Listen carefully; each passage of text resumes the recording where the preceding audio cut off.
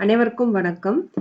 அம் அனைத்து அடியார்களுக்கும் திருவடி வணக்கம். அனைத்து அடியார்களுக்கும் திருவடி வணக்கம்.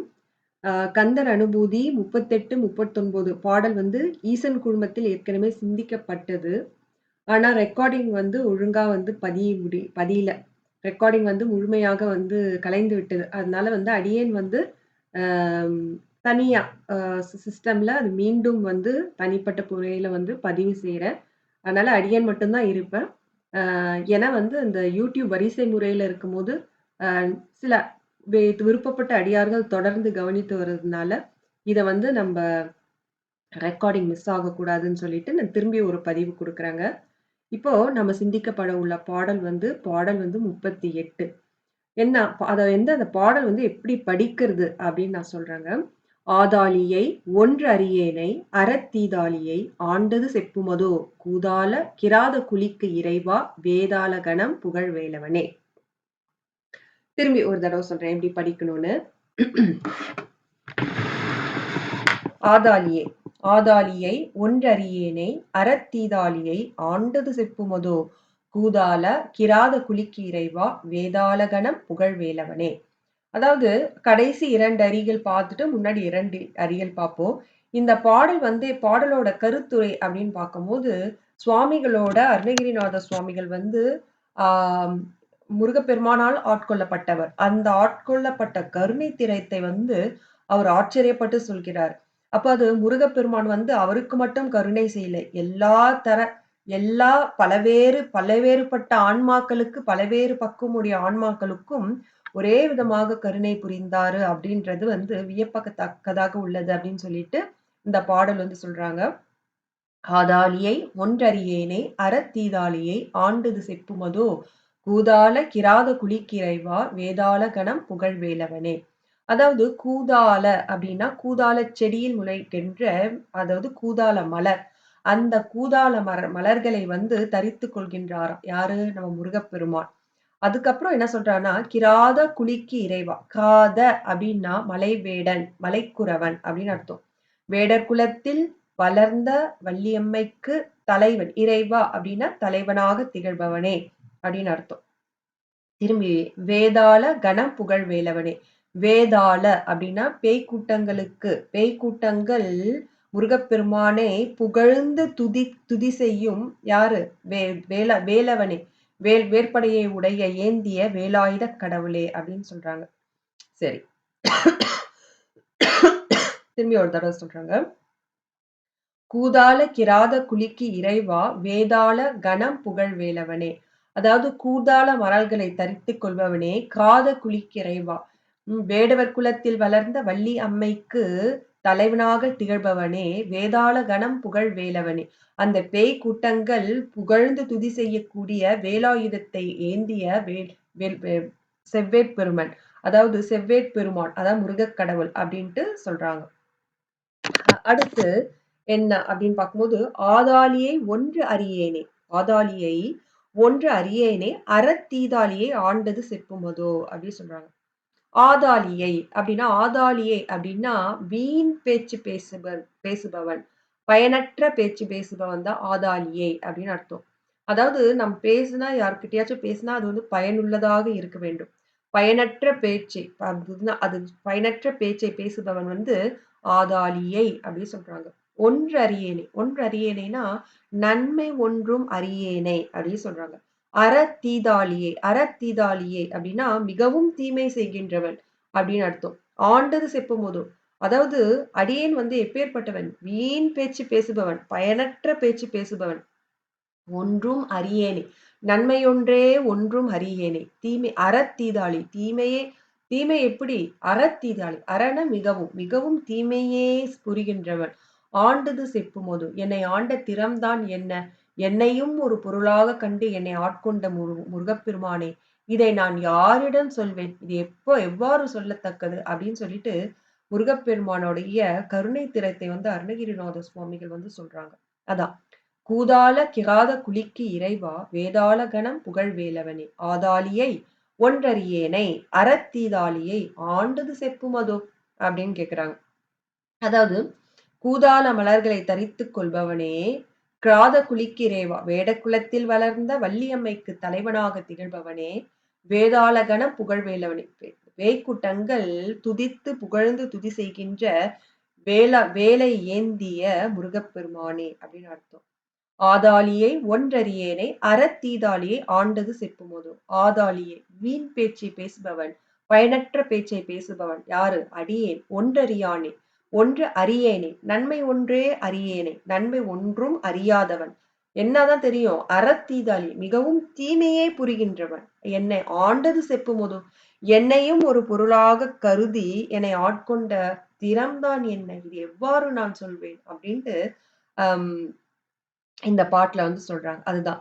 ஆதாளியை ஒன்றறையேனே அறத்தீதாளியை ஆண்டது செப்புமதோ கூதாளகிராத குலிக்கிறைவா வேதாளகணம் புகழ்வேலவனே அப்படின்றது இந்த பாடல். அடுத்ததாக நம்ம வந்து ஒவ்வொன்றாக வந்து உவமை பார்ப்போம்.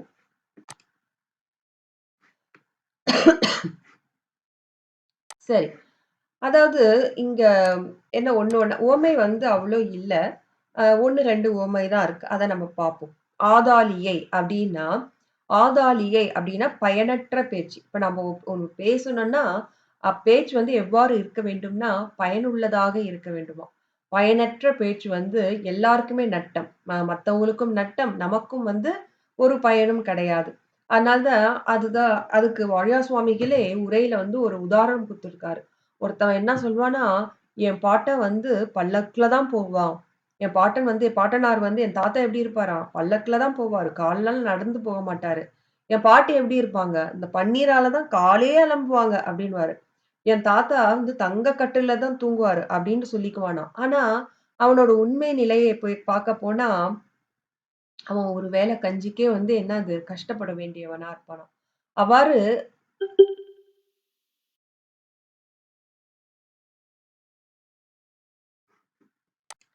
அவ்வாறு வந்து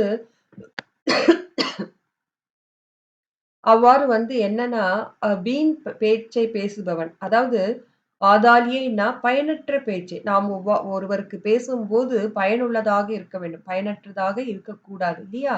அதுதான் ஆதாலியை. வீண் பேச்சு பேசுபவன். இததான் திருப்புகழ்ல வந்து அவகுண விரகனை என்ற திருப்புகழ்ல வந்து சுவாமிகள் அருணகிரிநாத சுவாமிகள் பதிவு பண்ணியிருக்காங்க. அகதியை, மறவனை, ஆதாளி வாயனை. அகதியை அப்படின்னா கதியற்றவனை. மறவனை, பாவம் செய்பவனை. ஆதாளி வாயனை அப்படின்னா வீண் பேச்சு பேசும் வாயை உடையவனே அப்படின்னு சொல்றாங்க. அப்போ ஆதாளியேன்னா பயனற்ற பேச்சு. நம்ம பேசுகின்ற ஒரு பேச்சு எப்படி இருக்கணும்? வெறும் டம்மமா இருக்கக்கூடாது. பயனுள்ளதாக இருக்க வேண்டும். அததான் அருணகிரிநாத சுவாமிகள் அகதியை, மறவனை, ஆதாளி வாயினை அப்படின்னு சொல்லிட்டு ஒரு திருப்புகழ சொல்றாங்க. அகதியை அப்படின்னா கதியற்றவன், மறவனை பாவமே செய்கின்றவன், ஆதாளி வாயினை அப்படின்னா வீண் பேச்சை உடையவன் அப்படின்னு அர்த்தம். சரி. அடுத்தது ஒன்று அறியேனே. ஒன்று அறியேனே அப்டின்னா, நன்மையே ஒன்று அறியேனே அப்டின்றாரு. நம்மளுக்கு நன்மை தெரிஞ்சுச்சுன்னா, தீமை கிட்ட போகுமா? தீமை கிட்ட போக மாட்டோம். இல்லையா? சுவாமிகள் சொல்றார். "சுவாமி எனக்கு நன்மை ஒன்றும் அறியாதவன்" அப்டின்றார். அறத்தீதாளியை. அறத்தீதாளியைன்னா, சுவாமி சொல்றாரு, ஏன்னா மிகவும் தீமை புரிகின்றவன். தீமை அப்படின்னு பார்த்தீங்கன்னா, இந்த 3 குற்றத்தால தான் வருகின்றது. அதாவது முக்குற்றம் அப்படின்னு சொல்வோம். காமம், வெகுளி, அதுக்கப்புறம் மயக்கம். அதாவது நம்ம வந்து ஒரு பொருள் மீது வந்து ஆசைப்படுறோம். நம்ப பொருள் அல்லாது வேறு ஒரு பொருள் மீது வைப்பது வந்து ஆசை. அந்த ஆசை படையும்போது, அப்போ வந்து நம்ப அந்த ஆசையானது வந்து எவ்வழியிலும் அப்பொருளை அடைந்து விட வேண்டும். அது தர்மமா, அதர்மமா அதை பத்தி நமக்கு கவலை கிடையாது. எப்படியாவது அந்த பொருளை அடைந்து விட வேண்டும் அப்படின்னு நினைக்கிறோம்ல, அது அந்த எண்ணமே நமக்கு என்ன செய்யும்னா, தீமையான வழியை தான் எடுத்து செல்லும். அப்போ அந்த பொருள் நமக்கு கிடைக்கல அப்படின்னும்போது, நமக்கு அதனால் வந்து என்ன தோன்றும் அப்படின்னா, கோவம் தான் தோன்றும். வெகுளி.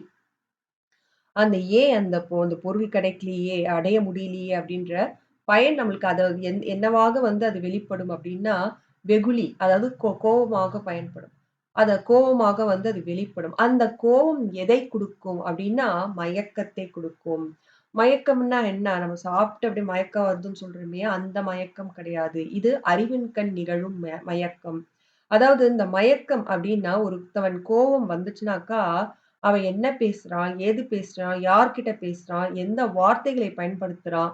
எந்த முடிவு நம்ம எடுக்கிறோம்? அப்படின்றதை வந்து அறிவு மறைத்து விடுமாம். அதுதான் மயக்கம். இது எதனால உருவாகின்றது? கோவத்தால் உருவாகின்றது. கோவம் எதனால வருகின்றது? ஆசையால். அதனால இந்த 3ம் எதுக்கு காரணமாகவும் இருக்கும்? அதாவது இந்த காமம், வெகுளி, அந்த மயக்கமானது தீமை வழிக்கே வந்து செல்லும். நம் தீமை வழிக்கு அழைத்து செல்லும். அதனால தான் சுவாமிகள் சொல்றாரு, "அறத்தீதாலியே" அடியேன் வந்து மிகவும் தீமையே செய்கின்றவன் அப்படின்னு சொல்லிட்டு சுவாமிகள் பதிவு பண்றாங்க. ஆண்டது செப்பும் அது. அதாவது சுவாமிகள் இங்க சொல்றாரு, என்னையும் ஒரு பொருளாக கருதி குரு வடிவமாக என்னை வந்து குரு வடிவாக வந்து என்னை ஆட்கொண்ட முருகா, உன் கருணை திறம்தான் என்னவோ அப்படின்னு சொல்லிட்டு அருணகிரிநாத சுவாமிகள் வந்து முருகப்பெருமானை வியந்து பார்க்கிறாரு. அவரோட கருணை திறத்தை சொல்ல முடியாமல் இருக்கிறார். அது மட்டும் இல்ல, முருகப்பெருமானின் கருணை திறத்தை வேறு ஒரு உவமையாலும் வந்து இங்க குறிக்கிறாரு. என்ன உவமை அப்படின்னு பார்ப்போம் நம்ம. அடுத்து, கிராத குழிக்கு இறைவா முருகா. கிராத குழிக்கு இறைவா. அதாவது காத குழிக்கு இறைவா. காத அப்படின்னா, அம் மலைக்குறவன். அதாவது வேடவர் குலத்தில் வளர்ந்த அந்த வள்ளி அம்மா. அதாவது அந்த வள்ளி அம்மாவுக்கு தலைவனாக திகழ்பவன். முதல்ல வந்து கூதாளம் அப்படின்னு சொல்றாரு. அந்த கூதாளம் அப்படின்னா, ஒரு வகையான வந்து வாசனை. அந்த வாசனை வந்து ஒரு வகையான மலர். அந்த மலருக்கு வந்து வாசனை இருக்காது. நீங்க வந்து பெரும்பாலும் வந்து சுவாமிக்கு வந்து வாசனையுள்ள மலர் தான் வைப்பாங்க. ஆனா இந்த முருகப்பெருமான் ஆனவர் வந்து அந்த வாசனையற்ற மலரையும் அந்த மலருக்கு கருணை புரிந்து அந்த மலரையும் தன் தன்னிடம் வந்து சூடிக் கொள்கிறார். அந்த மலரையும் தரித்துக் கொள்கின்றார். அப்பன்னா அவனோட கருணை திறம் தான் என்ன? அப்ப மலரும் ஒரு ஆம் ஒரு உயிரல்லவா?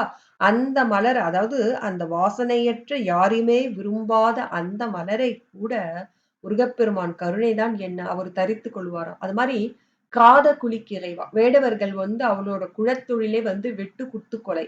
இது கருணையே இல்லாத அந்த ஈவையற்ற இரக்கமான அந்த கொலை தொழிலை புரிபவர்கள். அந்த குலத்தில் வளர்ந்த அந்த வள்ளியம்மைக்கு அந்த பக்தியின் பால் முருகப்பெருமானே வந்து அவர் திருவடி பட்டு, அவரு அந்த பூமியில் தாள்பட்டு அந்த அம்மாவை வந்து ஆட்கொண்டார். அப்ப அவரோட திறம் தான் என்ன? அதுதான் அங்க சொல்றாங்க. அதான் அந்த சுவாமி வந்து அருணகிரிநாத சுவாமி கூதாள மலரையும் சொல்லிட்டு, அதுக்கப்புறம் கொ கிராத குழிக்கு இறைவா அப்படின்னு சொல்லி வள்ளியம்மை வேடுவர் குலத்தில் வளர்ந்த அந்த வள்ளியம்மையை ஆட்கொண்ட திறனையும் சொல்லிட்டு, அதுக்கப்புறம் என்ன சொல்றாங்கன்னா, "வேதாள கணம் புகழ் வேலவனே" அப்படின்னு சொல்றாங்க. அப்படின்னா என்ன? அப்படின்னா அதாவது அந்த கந்த புராண போர்ல வந்து, அந்த போர்ல நெறைய அவுணர்கள் வந்து இறந்து ஒரே ரத்த வெள்ளம். எங்க பார்த்தாலும் சதை, ஆ அந்த நிணங்கள், அந்த குருதிகள், முண்டங்கள், தலையில்லாத தலையற்ற உடம்பு இது எங்க பார்த்தாலும் இருக்கும். அந்த பேய் கூட்டங்கள் வந்து அப்போ வந்து ரொம்ப சந்தோஷமா இருக்குமாம். எதுக்கு அப்டின்னா, ரொம்ப நாளா பட்னியா இருக்குங்க. இந்த போர்ல வந்து நெறைய அந்த உடல் கிடைத்ததுனால அந்த பசி ஆறிடும். அது அந்த பசியை அந்த அந்த உடலை உன்று பசி ஆறிக்கொள்ளும். இதற்கு காரணமாக அந்த அந்த பசியை தீர்த்தவன் யார்? அப்டின்னா முருகப்பெருமான்.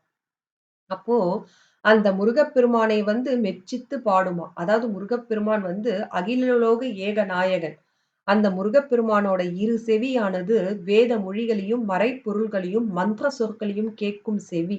அப்பேற்பட்ட அந்த செவியானது, அந்த பேய் கூட்டங்கள் வந்து துதித்து, வணங்கி, புகழ்ந்து கைத்தட்டி பாடும் அந்த துதிகளை கூட பாடலை கூட முருகப்பெருமான் வந்து சபாஷ், பேஷ் என்று மெச்சித்து புகழ்ந்து அவர்களை வாழ்த்துவாராம். அப்ப அவரோட கருணை தான் என்ன? அப்ப கூதாள மலரும் சரி, அந்த குரவர் குலத்திலயும் சரி, அதே மாரியே அந்த பேய்கள் புகழும் அந்த பேய்கள் வந்து சாமிய வந்து எப்படி வாழ்த்தி பாடுமா, புகழ்ந்து பாடுமா. அதையும் வந்து சுவாமி வந்து எப்படி மந்திர சொற்களை ஏற்றுக்கொள்கிறாரோ, அதே நிலையில் தான் அந்த பேய்கள் பாடும் துதி செய்யும் பாடலையும் வந்து முருகப்பெருமான் வந்து ஏற்றுக்கொள்கிறாளாம். அப்போ முருகப்பெருமானின் கருணை தான் என்ன? இல்லையா? அதான் சொல்றாங்க. "வேதாள கணம் புகழ் வேலவனே" அதுக்கு ஒரு உதாரணம் சொல்றாங்க. "பாணிகள் கொட்டும், பேய்கள் பிதற்றும் பாடலை மெச்சும் கதிர்வேலா." சுவாமி வந்து அ அதான் பாருங்களேன், பேய்கள் வந்து கைத்தட்டி வந்து பாட்டு பாடுது. முருகப்பெருமானை துதி செய்கின்றதாம். அத வந்து சுவாமிகள் வந்து என்ன பண்றாங்களாம், அப்படியே கேட்கலையாம். அதே மெச்சுகின்றாராம். "எப்படி சபாஷ்! நல்லா பாடுன" அப்படின்னு மெச்சுகின்றாராம். அதான் சொல்றாங்க. "பாணிகள் கொட்டும் பேய்கள் பிதற்றும் பாடலை மெச்சும் கதிர்வேலா." பாணிகள்னா கைகள், கை. பாணினா கை. பாணிகள் அப்படின்னா கைகள். கைகளை கொட்டி பேய்கள் பிதற்றுமாம். பேய்கள் வந்து அந்த பாட்டு பாடுமாம். கைகள் தொட்டு கொட்டும்னா என்ன? அது தாளம் போட்டுக்கிட்டே பாடுமாம். தாளம் போட்டுக்கிட்டே பேய்கள் வந்து பிதற்றும் அந்த அந்த உலர்கின்ற அந்த பாடலை சுவாமி என்ன பண்றாராம்? அதே மெச்சுகின்றாராம். யாரு? ஒளி பொருந்திய கதிர்வேலா. ஒளி பொருந்திய வேலாயுதக் கடவுள் அப்படின்னு சொல்றாங்க. அதான். பாணிகள் கொட்டும், பேய்கள் பிதற்றும், பாடலை மெச்சும் கதிர்வேலா அப்படின்னு சொல்லிட்டு ஒரு திருப்புகழ். அடுத்தது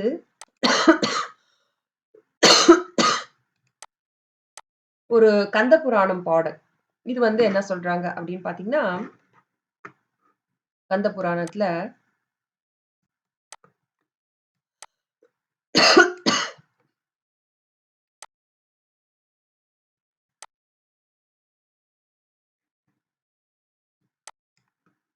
ஓகே. தீயவை புரிந்தேறெனும் குமரவேள் திருமுன் உற்றால் தூயவராகி மேலே தொல்கதி அடைவர் என்கை ஆயவும் வேண்டும் கொல்லோ அடும்சமர் அண்ணாள் செய்த மாயையின் மகனும் அன்றோ வரமிலா அருள் பெற்று உய்ந்தான். இது வந்து கந்த புராணம். திரும்பி ஒரு தடவை படிக்கிறேன்.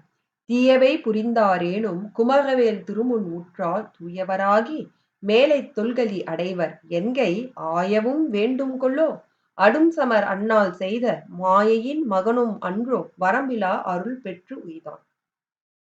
அதாவது இந்த பாடல் கருத்து அப்படி என்னன்னா, அதாவது எப்பேர்ப்பட்ட தீமையா ஆகினும், அந்த ஆன்மாவை வந்து அந்த ஆன்மா வந்து என்ன ஆகுதுன்னா, முருகப்பெருமான் முன் நின்றால், அந்த ஆன்மா வந்து தூய்மை பெற்று நற்கதி அடையும். இதற்கு யார் சான்று அப்படின்னா, சூரபத்மன் தான் சான்றாம். அந்த சூரபத்மன் ஆனவன் முருகப்பெருமான் முன் நின்று நெடும் நாட்களாக போர் புரிந்து, அந்த போரில் யாரு? அந்த போரில் என்ன அவனோட ஆணவமும் மழுங்கி அழிந்து அவன் முருகப்பெருமானின் வரம்பில்லா திருவருளை பெற்று உய்ந்தான் அப்படின்னு சொல்லிட்டு இந்த பாடல் சொல்றாங்க.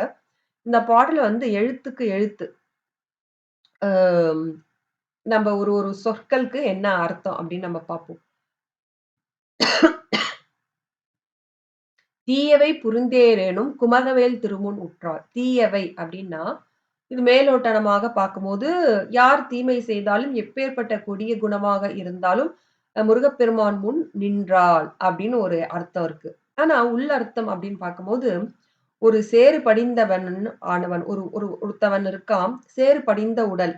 அந்த சேறு படிந்த உடலை தூய்மையான நீர் பட்டு நம்ம அதை தூய்மைப்படுத்தினால், அந்த சேரெல்லாம் போய்விடும் அல்லவா? எப்படி அந்த நீர் நீர் பட்டு அந்த சேரெல்லாம் போய்விடுது இல்லையா? அதுபோல சேர் என்னும் ஆணவ மலத்தை பற்றியுள்ள ஆன்மாவானது குமரவேல் திருமுன் உற்றால் குமரப்பெருமானுடைய முன்பு உற்றால் நின்றால் தூயவராகி அந்த சேராகிய ஆணவ மலம் முழுவதுமாக நீங்கி மேலை தொல்கதி அடைவர். மேலை கொள்னா சிவகதி அடைவர். என்கைனா இதனை ஆயவும் வேண்டும் கொலோ இதை ஆராய்ச்சி செய்யவும் வேண்டுமா அப்படின்னு கேட்கிறாரு. இதுக்கு உதாரணம் என்ன? அடுத்தது லைன் சொல்றாரு. அடும்சமர் அந்நாள் செய்த அதாவது அடும்சமர்னா நெடுநாள் யார் போர் செய்த அந்நாள்ல அன்றொரு நாள் போர் செய்தாங்கள யாரு? மாயையின் மகனும் மாயின் மகன் யாரு? சூரபத்மனும் அன்றோ அவனன்றோ வரம்பிலா அருள் பெற்று உய்ந்தான். சூரபத்மன் வந்து சாமி கிட்ட போர் செய்தாதான். ஆனா அதோட பலன் என்ன? அதோட ஆணவ மலம் வந்து அழிந்தும் போய்விட்டது. மலிவடைய செய்து விட்டது. அது மட்டும் இல்லாம எல்லையில்லா திருவருள் பெற்று உய்ந்தான். அவன் அல்லவோ சாட்சி அப்படின்றாங்க. இன்று வரை வந்து மயில் வாகனத்தில் ஏறி வருகின்ற முருகப்பெருமான் இன்று வரையிலும் அவன் திருவருள் பெற்று உய்கின்றான் அல்லவா? அப்ப பாருங்க. தீயவை புரிந்தேரேனும் குமரவேல் திருமுன் உற்றால் தூயவராகி மேலை தொல்கதி அடைவர். என்கை ஆயவும் வேண்டும் கொல்லோ அடும் சமர் அண்ணால் செய்த மாயையின் மகனும் அன்றோ வரம்பிலா அருள் பெற்றுய்ந்தான். அதாவது ஒரு ஒரு உடல் அதாவது சேறுபட்ட ஒரு உடல் தூய்மையான நீர் பட்டு அந்த சேர் போய் தூய்மை அடைவது போல அதாவது இந்த ஆன்மாக்கள் வந்து ஆணவ மலம் என்ற சேர் வந்து பிணிக்கப்பட்டுள்ளது.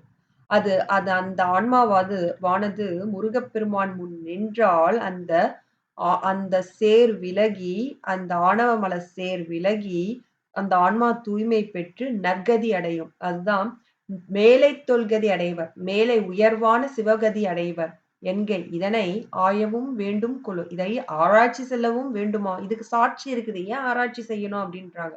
என்ன சாட்சி? அடும்சமர் அண்ணாள் செய்த நெடும் நாள் முருகப்பெருமானிடம் நேருக்கு நேர் போர் செய்த யாரு? அண்ணாள் செய்த. யார் செய்தா? மாயையின் மகனும் அன்றோ சூரபத்மன் அல்லவா வரம்பிலா அருள் பெற்று உய்ந்தான். அவன் எவ்வாறு எல்லையற்ற திருவருள் பெற்று உய்ந்தான் அல்லவா? முருகப்பெருமான் முன் நிற்கும் போது அவன் ஆணவ மலம் எல்லாம் அழிந்து தூய்மையாகிவிட்டான் அல்லவா? திருவருள் திருவருள் பெற்றான். அவன் அல்லவா சாட்சி. அது போலதான் மற்ற ஆன்மாக்கும் நிகழும் அப்படின்றது ஒரு உதாரணம். இது எதுக்கு அப்படின்னா, அந்த முருகப்பெருமானோட அந்த கருணை திறத்தை வந்து சொல்றாங்க இந்த பாடல்ல.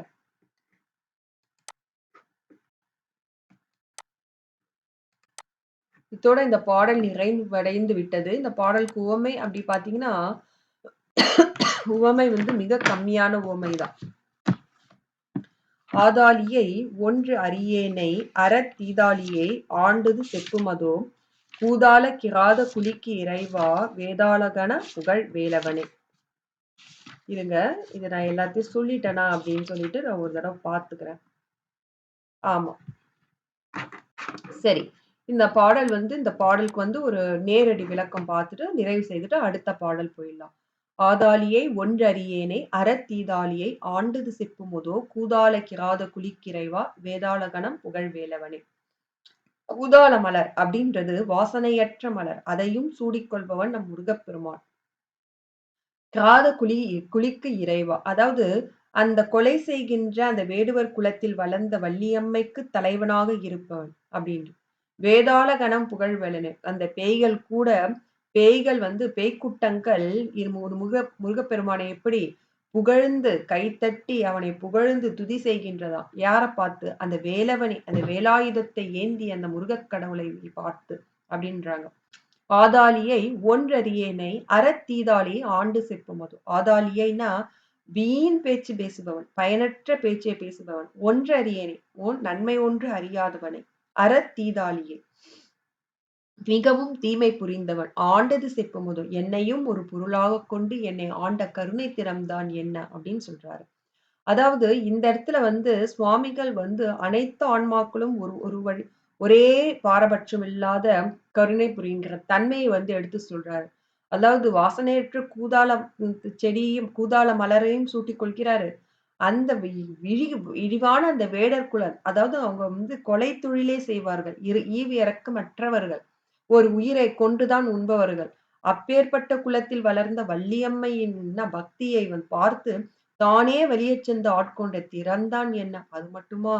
வேத மந்திரங்கள் மறைகளும் வேத மொழிகளும் கேட்கின்ற அந்த மந்திர சொற்கள் கேட்கின்ற அந்த இரு செவிகளில் அந்த பேய்க்கூட்டங்கள் புகழ்ந்து துதி செய்கின்ற பாடலையும் கேட்டு மெச்சிருக்கின்றான் என்றால் அவன் கருணைதான் என்ன? அப்பேற்பட்ட முருகப்பெருமான் என்னை, நான் வீண் பேச்சு பேசுகின்றவன், நன்மை ஒன்றும் அறியாது தீமையே புரிகின்றவன், அப்பேற்பட்ட என்னையும் ஒரு பொருளாக ஆட்கொண்டான் அப்படின்னா அவன் கருணைதான் என்ன அப்படின்ட்டு சொல்றாங்க இந்த பாடல்ல. அதனால இந்த பாடல் நிறைவுற்றது. அடுத்த பாடலுக்கு நம்ம போயிடலாம். அடுத்த பாடல், இந்த பாடல் வந்து மூவகையான ஆசை வந்து எவ்வாறு விட வேண்டும், எனக்கு இதை விடுவதற்கு, அதாவது மூவகையான ஆசை அடியேனை விட்டு அகலுவதற்கு நீங்குவதற்கு வந்து அருள் புரிவாயாக அப்படின்ட்டு அருணகிரிநாத சுவாமிகள் கேட்கிறார். மூவகை ஆசை என்னென்ன அப்படின்றது பாடலுக்குள்ள போயிட்டு ஒன்னொன்னா பார்க்கலாம். பாடல் மா ஏழ் சனனம் கெட மாயை விடா மூ ஏடனை என்று முடிந்திடுமோ கோவே குரமின் கொடிதோல் புணரும் தேவே சிவசங்கர தேசிகனே. இன்னும் ஒரு தடவை படிக்கிறேன். மாயேழ் சனனம் கெட மாயை விடா மூயேடனை என்று முடிந்திடுமோ கோவே குரமின் கொடிதோல் புணரும் தேவே சிவசங்கர தேசிகனே. இது வந்து ஒரு விண்ணப்ப பாடல் தான். சுவாமி கிட்ட கேட்கிறாரு, என்னோட என்னை பிணிக்கப்பட்டிருக்கின்ற அந்த மூ ஏடன், அந்த மூவகையான ஆசை என்னை விட்டு அகலும்படியாக நீ வந்து அருள் புரிவாயாக அப்படின்னு கேட்கிறாரு. கோவே, கோவேன்னா அரசே அப்படின்னு அர்த்தம். நம்ம முருகப்பெருமான் யாரு? அகில லோக ஏகநாயகன் முருகப்பெருமான்.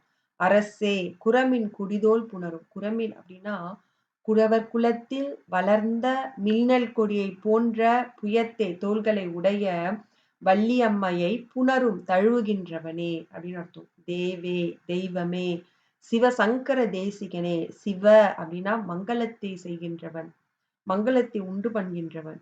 சங்கரன் அப்படின்னா சுகத்தை தருகின்றவன். அவங்க அப்பேற்பட்டவர் யார்? சிவபெருமான். அவனுக்கு தேசிகனே, அவனுக்கு தேசிகன் அப்படின்னா குருமூர்த்தியாக உபதேசத்தை தந்து உபதேசத்தை அருளியவன், குருமூர்த்தியாக விளங்குபவன் அப்படின்னு அர்த்தம். கோவே குரமின் கொடிதோல் புணரும் தேவே சிவசங்கர தேசிகன். கோவே அரசே. முருகப்பெருமான் யாரு? அகிலலோக ஏகநாயகன். குரமின் கொடிதோல் புணரும். குரமின்னா அதாவது குறவர் குலத்தில் வளர்ந்த மின்னல் கொடியை போன்ற தோள்களை உடைய வள்ளியம்மையை தழுவுகின்ற தேவே. தேவன தெய்வமே, சிவசங்கர தேசிகரே. சிவசங்கரனா சிவசங்கரனா மங்களத்தையும் சுகத்தையும் தருகின்ற சிவபெருமானோக்கு குருமூர்த்தியாக, தேசிகனா குருமூர்த்தியாக விளங்குபவனே அப்படின்னு அர்த்தம். ஒரு நிமிஷங்க.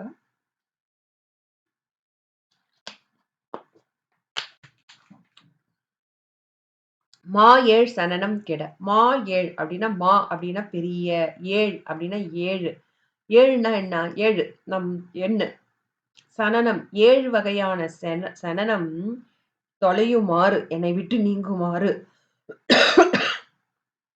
மாயே விடா மூஏடனை என்று முடிந்திடுவோம்.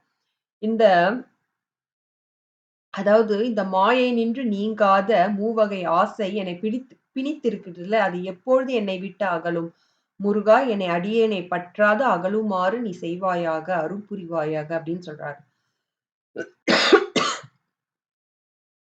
மா ஏழ் சனனம் கெட. அதாவது மா அப்படின்ற பெரிய 7 வகையான இந்த பிறவிகள் தொலையுமாறு மாயை விடா மூயடனே. அதாவது மாயை நின்று என்றும் விளங்காத, அதாவது என்றும் நீங்காத, மாயை நின்று மாயை, அதாவது மாயை விடா, இந்த மாயை என்னை பிடிச்சிட்டு இருக்குது, விடாம பிடிச்சிருக்கு. எதனால? இந்த மூவகை ஆசையினால. இந்த மூவகை ஆசை அடியேனை பிணிக்கப்பட்டிருக்கு. அது பற்றுகின்றது. அது எப்போது அகலும்? என்று முடிந்துருமோ? எப்பொழுது என்னை விட்டு அகலும் அப்படின்னு கேட்கிறாரு. இது ஒரு தடவை படிச்சு காட்டிடுங்க.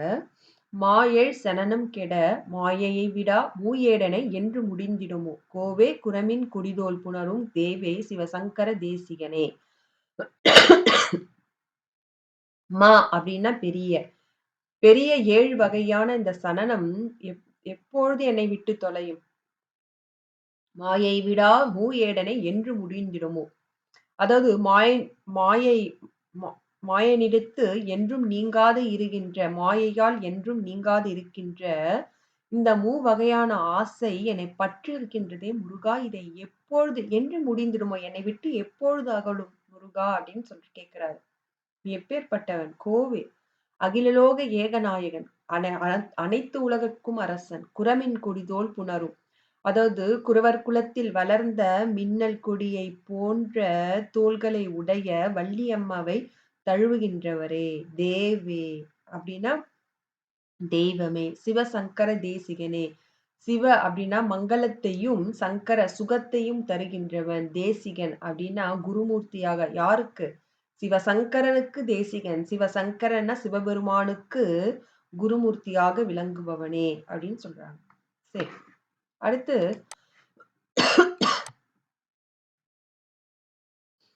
அந்த பிறப்பு 4 வகையில தான் வரும் இல்லையா? நம்ம பிறப்பு அப்படின்னு பார்த்தீங்கன்னா 4 வகையான தோற்றம். அது என்ன அப்படின்னு பார்த்தீங்கன்னா, எல்லாருக்கும் தெரிந்தது. ஒரு சிறிய ஞாபகமூட்டல் அப்படிதான். அண்டசம், ஸ்வேதசம், உற்பிச்சம், ஸ்வராயுசம் என்பது 4 வகையான தோற்றம். அண்டசம், அண்டம் அப்படின்னா முட்டை, சம் அப்படின்னா பிறந்தது, முட்டையிலிருந்து பிறந்தது அப்படின்ற அர்த்தம். எதெல்லாம் முட்டையிலிருந்து பிறந்தது அப்படின்னா, பறவை, பல்லி, பாம்பு, மீன், தவளை இவற்றையெல்லாம் முட்டையிலிருந்து பிறந்தது. அதனால அண்டசம், அண்டம்னா முட்டை, சம்னா பிறந்தது, முட்டையிலிருந்து தோன்றியது அப்படின்னு அர்த்தம். அடுத்து ஸ்வேதசம். ஸ்வேதசம் அப்படின்னா என்னன்னா வேர்வை. ஸ்வேதம் அப்படின்னா வேர்வை. சம் அப்படின்னா பிறந்தது. அப்போ வேர்வையிலிருந்து பிறந்தது என்ன அப்படின்னு பார்த்தீங்கன்னா, பேன், கிருமி, கீடம், விட்டில் முதலியவை. கீடம்னா புழு அது.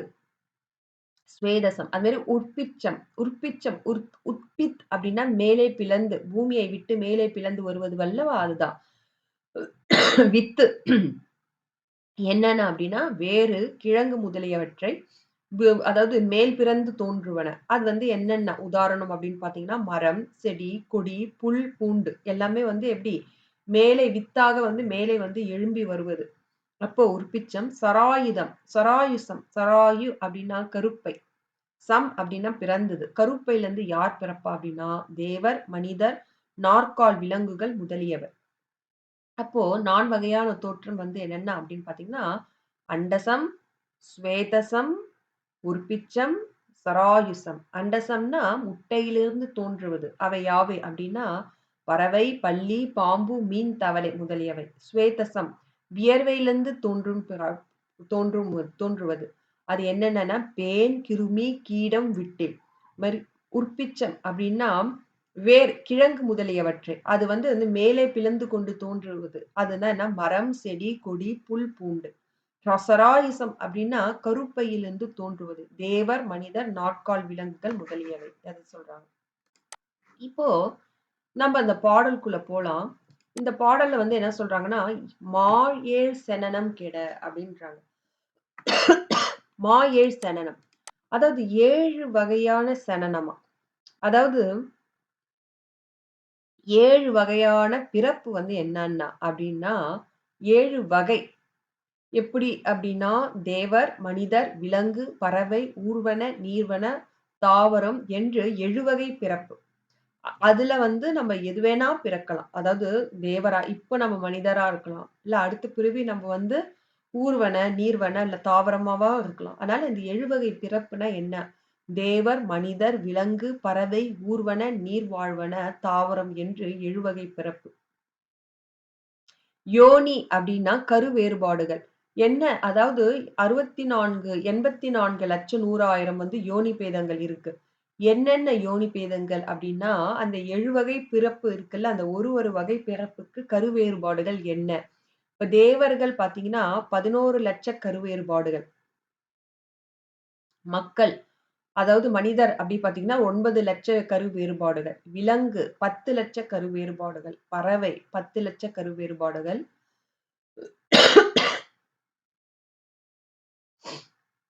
ஊர்வன 10 லட்ச கரு வேறுபாடுகள். பறவை 10 லட்ச கரு வேறுபாடுகள். ஊர்வன வந்து 15 லட்சம் கரு வேறுபாடுகள். நீர் வாழ்வன 10 லட்ச கரு வேறுபாடுகள். தாவரம் 19 லட்சம். அதாவது தேவர் 11, மக்கள் வந்து 9, விலங்கு 10 லட்சம், பறவை 10 லட்சம், ஊர்வன 15 லட்சம், நீர் வாழ்வன 10 லட்சம், தாவரம் 19 லட்சம். இதெல்லாம் கூட்டுனா எவ்வளோ வரும்னா 84 லட்சம் 84 லட்சம் 100,000 யோனி பேதங்கள் வந்து வரும். அதாவது நம்ப எத்தன பிறப்பு எடுத்தாலும் இதுக்குள்ளே தான் வந்து அடங்கும். அதாவது அந்த பிறப்பு 4 வகையான பிறப்பு, அந்த 4 வகையான தோற்றம், 7 வகையான பிறப்பு, அந்த பிறப்புக்குள்ள இத்தன பேத வகைகள், கரு வேறுபாடுகள் உள்ளன அப்படின்னு சொல்றாங்க. அதுதான் 7 சனனம் கெட.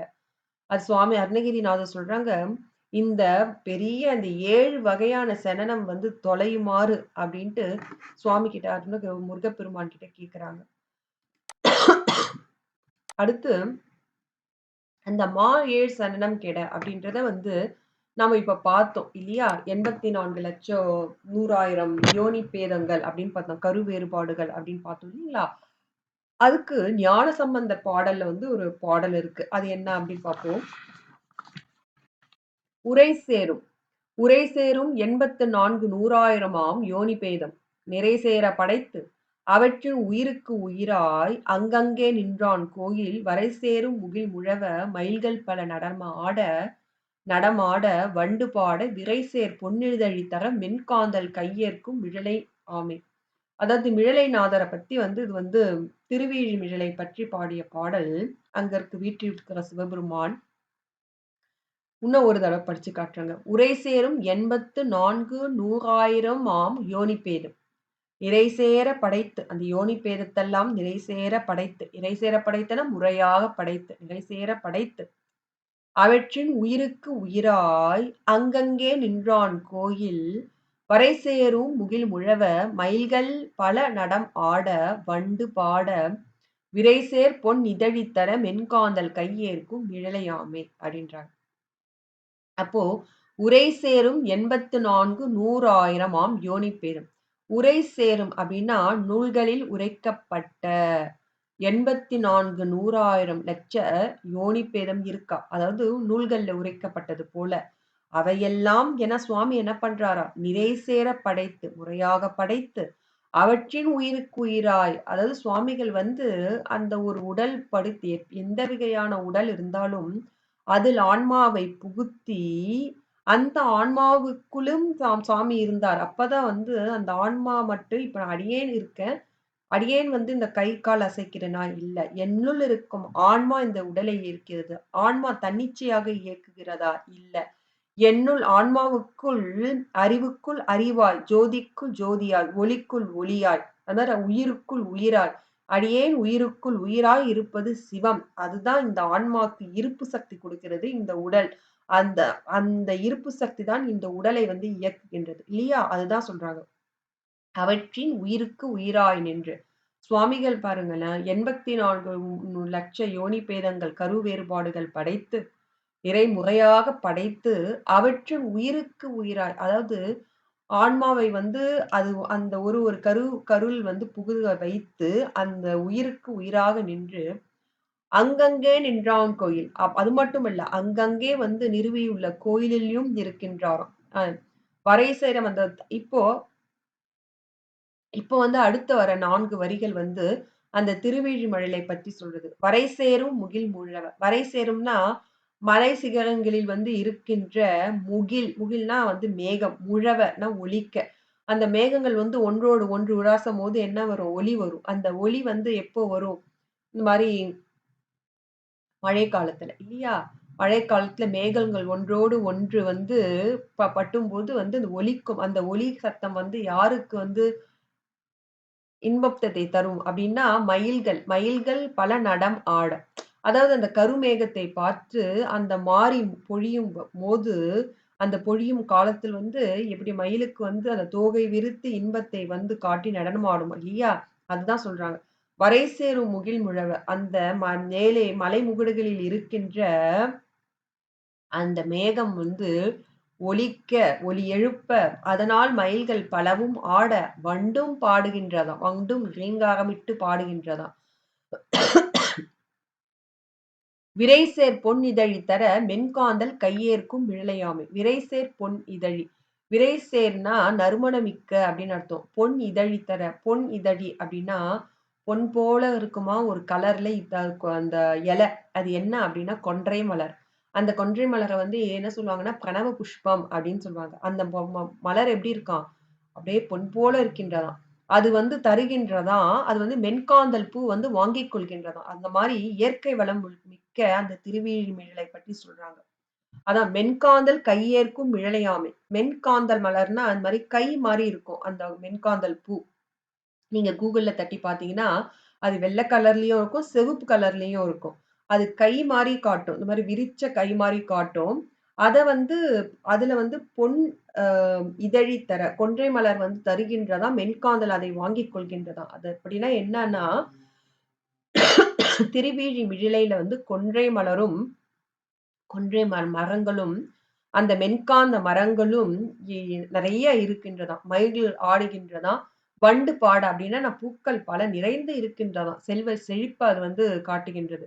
அந்த பூக்கள் இருக்கின்றது அப்படின்னா என்ன அர்த்தம்? அப்போ அங்க மழை நன்றாக இருக்கின்றது. அதுதான் சொல்றாங்க. "வரை சேரும் முகில் முழவ". அதாவது மலைகளில் இருக்கும் அந்த மேகக்கூட்டங்கள் வந்து ஒலி எழுப்ப, மயில்கள் பல நடனமாட, அந்த அந்த அந்த ஒலிக்கும் சரி, மயிலும் நடனமாட, வண்டுகளும் ஆடுகின்றதாம். வண்டுகள் வந்து பாடல் பாடுகின்றதாம். "விரைசேர் பொன் இதழித்தர மென்காந்தள் கையேற்கும் மிழலையாமே". அதாவது விரைசேர்னா நறுமணமிக்க அந்த கொன்றை மலர் தருகின்றதாம். அதை வந்து யார் வாங்கிக் கொன்றாளாம்? "மென்காந்தள் கையேற்கும் மிழலையாமே" அப்படின்னு சொல்றாராம். இதுல வந்து என்ன சொல்றாங்கன்னா, அந்த பாட்டுல அந்த உரை சேரும் 84 100,000ஆம் யோனிபேதம். அந்த நூல்களில் உரைக்கப்பட்டபடி 84,00,000 யோனி பேதங்கள், கரு வேறுபாடுகள் இருக்கு. அது சுவாமி முறையாக படைத்து, அதுக்கு உயிருக்கு உயிராக இருந்து, அது மட்டுமல்ல ஆங்காங்கே கோயிலிலும் வந்து வீற்றிருக்கின்றார். அதில் உதாரணமாக திருவீழிமிழலை பற்றி பேசப்படுகிறது. அந்த திருவேழிமிழலை வந்து எப்படி இருக்காம்? மலைமுகடுகளில் அது போகின்ற அந்த மேகம் ஒலிக்க, மயில்களெல்லாம் நடனமாட, வண்டுகள் ரீங்காரமிட்டு பாடுகின்றதாம். அந்த கொன்றை புஷ்பமானது தருகின்றதாம். அதை வாங்கிக் கொள்கின்றதாம் மென்காந்தள் அப்படின்னு என்று இத பத்தி "ஏழ் சனனம் கெட" அப்படின்ற அந்த கந்த அனுபூதி பாடல் வரிக்கு ஒரு உதாரண வெண்பா. தேவார வெண்பா. அடுத்து ஒரு திருப்புகழ் சொல்றாங்க. இந்த திருப்புகழ் அப்படின்னனாக்கா, ஏழ் சனனம் கெட அதுதான். தரையின் ஆழ்திரை ஏழே போல் எழுபிறவி கடலூடே நான் உறுசவலை தீர்த்து உன் தாளே சூடி அப்படின்னு சொல்லிட்டு ஒரு திருப்புகழ்ல வந்து பதிவு செய்றாங்க. இது எப்படின்னா, தரையின் ஒரு தடவை படிச்சு காட்டுறேன். தரையின் ஆழ்திரை ஏழே போல் எழுபிறவி மாக்கடலூடே நான் உறுசவலை தீர்த்து உனத்தாலே சூடி அப்படின்ட்டு ஒரு திருப்புகழ். தரை அப்படின்னா தரையின் அப்படின்னா பூமி. பூமியில என்ன இருக்காம்? ஆழ்திரை 7 இருக்காம். ஆழ்திரைனா ஆழமான, திரை அப்படின்னா கடல். கடல் அப்படின்னா எத்தனை இருக்குதாம்? 7 இருக்குதாம். அது போல 7 வகையான பிறவி. இப்ப நம்ம பார்த்தோம் இல்லைங்களா? 7 வகையான பிறவி. என்னென்ன? தேவர்கள், மனிதர்கள் அந்த மாரி பார்த்தோம் இல்லைங்களா? அதுவும் வந்து 7 வகையான பிறவி வந்து எப்படியாம்? அதுவும் கடல், பிறவி கடல் தான். நமக்கு. அந்த 7 வகையான கடலூடே, பெரிய கடலூடே நான் அனுபவித்து, சவலைனா மனக்குழப்பம்னு அர்த்தம். நான் அனுபவித்து என் மனக்குழப்பத்தை தீர்த்து உனது தாள் சூடி உன் திருத்தாளை, உன் திருவடிகளை என் தலை மீது சூட்டி எனக்கு அருள் புரிவாயாக. அப்படின்னு சொல்லிட்டு அந்த திருப்புகழ கேட்குறாங்க. அதான். தரையின் ஆழ்திரை ஏழே போல் எழுபிறவி மாக்கடலூடே நான் சவலை தீர்த்து உனது தாளே சூடி.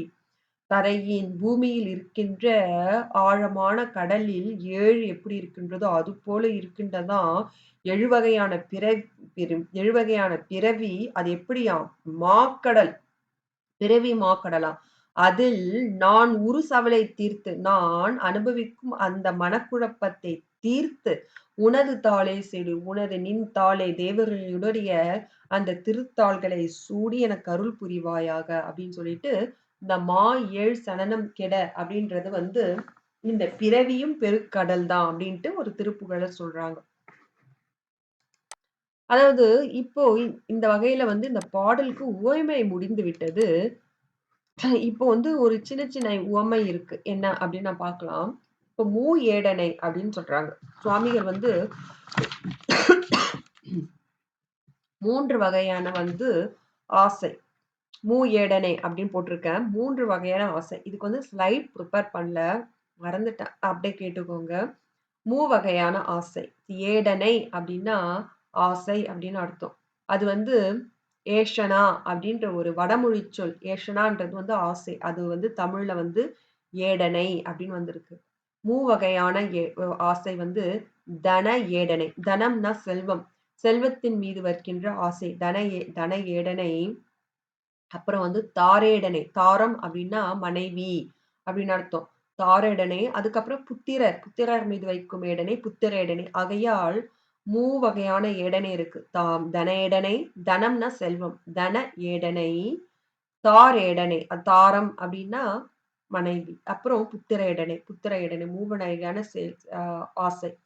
இந்த ஒருவன் வந்து இந்த ஆசைகளை விட்டாலன்றி அவனுக்கு அனுபூதி நிகழாது அப்படின்னு சொல்றாங்க. உண்மைதான் இல்லையா? இதுக்கு வந்து ஒரு உதாரணம் சொல்றாரு வாரியார் சுவாமிகள். ஒரு பெரிய பணக்காரன் வந்து ஒரு ஊர்ல வாழ்ந்துட்டு இருக்கான். அவனுக்கு வந்து ரொம்ப செல்வந்தன். அவனுக்கு ஒரு மனைவி, ஒரு புள்ள இருக்காங்க. ஒரு மைந்தன், ஒரு மகன் இருக்காங்க. அப்போ அவங்க ஊர்ல வந்து ஒரு நாள் நல்ல மழை பெஞ்சிருச்சு. நல்ல வெள்ளம் வந்துருச்சு. எல்லாம் வந்து வெள்ளத்துல அடிச்சிட்டு போகுது. அப்போ இவனுக்கு தெரிஞ்சது, இந்த வீட்ல இருந்தா நம்ம இருக்க முடியாது. எப்படியா நம்ம வெள்ளத்தை கடக்க வேண்டும் என்று அவனிடம் இருந்த அனைத்து பொருள்களையும் வந்து ஒரு மூட்டை கட்டிட்டான். மூட்டை கட்டி தலையில வச்சுக்கிட்டான். அவன் மனைவிய வந்து ஒரு தோள் மட்டையில உட்கார வச்சுட்டான். இன்னொரு மகன் வந்து இன்னொரு தோள்ல உட்கார வச்சுட்டு, அவன் நீந்துறான், நீந்துறான், நீந்துறான். அவனால நீந்த முடியல. பாரம். அப்போ அது வந்து நான் பார்க்குறான். எதை தூக்கி எறிகிறது என்று அவனுக்கு தெரியவில்லை. சரி தலையில இருக்கிற பொன் மூட்டைய நம்ம போட்டு விட்டுறலாம்ன்னு சொல்லிட்டு, பொன் மூட்டைய விட்டுட்டு ஒரு தோள்ல வந்து மனைவியும், இன்னொரு தோள்ல வந்து மகனும் வந்து தூக்கிட்டு வந்து போறாங்க. அப்பயும் வந்து அவனால வந்து பாரமாக இருக்கின்றது. அவனால வந்து அந்த கரையை வந்து கடக்க முடியல. கரை சேர முடியல. வெள்ளத்து வந்து அந்த நீந்த முடியல. அப்போ அவன் நினைக்கிறான், சரி மனைவியை விடுவதா? மகனை விடுவதா? அப்படின்னு யோசிக்கிறான். சரி மனைவி எத்தனை மனைவியாக வந்து நம்ம கட்டிக்கலாம். இல்லையா? அப்போ இப்ப தசரத ராஜாக்கெல்லாம் அந்த வரலாறு பார்த்தீங்கன்னா, பல மனைவிகை பெற்றாலும் அவருக்கு புள்ள இல்ல. அது யார் குடுக்குறது? தெய்வத்தால். தெய்வத்தால் அன்றி அந்த புத்திர பாக்கியம் கிடைக்காது. அப்போ அவன் நினைக்கிறான். இந்த மனைவி இல்லன்னா வேறு ஒரு பெண்ணை நாம் மணந்து கொள்ளலாம். ஆனால் மகன் என்பது தெய்வத்தால் தரப்படுவது. குழந்தை பாக்கியம் என்பது தெய்வத்தால் தரப்படுவது அப்படி சொல்லிட்டு மனைவியும் தள்ளி விட்டான். தள்ளி விட்ட உடனே அந்த பாரம் வந்து குறைய குறைய அவனால் கரை ஏற முடிகிறது. அதுபோல தான் இங்க வெள்ளக்கடல் அப்படின்றது பிறவிக் கடல். அந்த பிறவி வெள்ளம் என்றது. அந்த வெள்ளம் வந்து அந்த வகையான அந்த சுமை இருக்குல்ல, அந்த சுமை அதாவது தாரேடனை, அந்த தனேடனை, புத்திரேடனை அந்த வகையான ஆசையும் வந்து என்ன பண்ணணும்? நம்ம வந்து விட வேண்டும். அது விட்டாலன்றி அந்த பிறவி பெருங்கடல வந்து நம்மளால தாண்ட முடியாது. நமக்கு அனுபூதியும் நிகழாது அப்படின்னு சொல்லிட்டு, சுவாமிகள் இந்த 3 வகையான ஆசையை வந்து விட வேண்டும் அப்படின்ட்டு ஒரு உதாரணம். அதுக்கப்புறம் சிவசங்கர தேசிகனை, அதாவது சிவம் அப்படின்ற ஒரு எழுத்துக்கு வந்து மங்கள பொருள் அப்படின்னு அர்த்தம். சிவம்னா மங்கள பொருள். முண்டக உபனிஷம் அப்படின்னு ஒரு உபனிஷம் இருக்கு. அதுல வந்து என்ன சொல்றாங்கன்னா, ஒரு சண்டாளனாக இருந்தாலும், அவன் சிவம், சிவசிவா, சிவசிவா அப்படின்னு சொன்னாக்கா, அவனோடு நாம் புசிக்க வேண்டும், அவனோடு வாழ வேண்டும். ஏன்னா, அவன் சொல்கின்ற வார்த்தை அவன் சண்டாளனாக இருந்தாலும், அவன் சொல்கின்ற வார்த்தை என்னது? மங்களச் சொல். சிவன் என்றது வந்து மங்களத்தை குறிக்கும். சங்கரன் அத வந்து 2 வகையா பிரிக்கலாம். கரன். அப்படின்னா சுகம். கரன் அப்படின்னா செய்கின்றவன். என்ன செய்கின்றவன்? சுகத்தை செய்கின்றவன். அந்த சங்கரனுக்கு தேசிகன் குருமூர்த்தியாக வந்து கனவு உபதேசத்தை செய்த யாரு? நம் முருகப்பெருமான். அப்படின்னு சொல்லி குறிப்பு குடுத்திருக்காங்க. அதுதான் இந்த பாடலு. அது மாயேழ் சனனம் கெட மாயே விடா மூஏடனை என்று முடிந்திடுமோ! கோவே குரமின் கொடிதோள் புணரும் தேவே சிவசங்கர தேசிகனே. கோவே அப்படின்னா முருகப்பெருமான் அனைத்து உலகிற்கும் அரசன். அகிலலோக ஏக நாயகன். குரமின் கொடிதோள் புணரும். குரவர் குலத்தில் பிறந்த மின்னல் கொடியைப் போன்ற தோள்களை உடைய வள்ளியம்மாவை தழுவுகின்ற தெய்வமே சிவசங்கர தேசிகனே மங்களத்தையும் சுகத்தையும் தருகின்றவன் அந்த அப்பேற்பட்ட சிவபெருமானுக்கே குருமூர்த்தியாக விளங்குகின்றவன் அப்படின்ட்டு இந்த இது என்ன விண்ணப்பம் வைக்கிறார் மாயேழ் சனனம் கெட மாயை விடா ஏடனை என்று முடிந்திடுமோ அதாவது இந்த மிகப்பெரிய அந்த 7 வகையான சனனம் என்னை விட்டு தொலையுமாறும், என்னை விட்டு அகலாத இந்த மாயையினால் வந்த இந்த வகையான ஆசை என்னை பற்றாதபடி, என்னை விட்டு அகலும்படி வந்து அருள் செய்வாயாக அப்படின்னு சொல்லி இந்த பாடல் வந்து செல்றாங்க. அந்த வகையிலே வந்து 38, 39வது பாடல் வந்து நிறைவடைந்து விட்டது. மீண்டும் வந்து அடுத்த வகுப்பு நம்ம சந்திக்கலாம். அனைவருக்கும் அனைத்தடியார்களுக்கும் திருவடி வணக்கம். திருச்சிற்றம்பலம்.